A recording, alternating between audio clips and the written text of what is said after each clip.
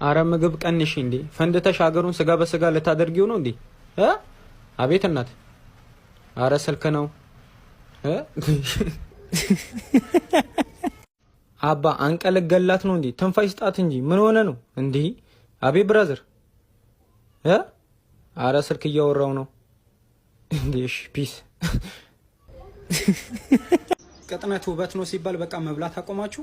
ደግሞ እንዴት ነው የምታምሪው? እስቲ ቀፊኝ። እረበለ እንዴ ካሜራ እናት እንዴት ነው የምታምሪው?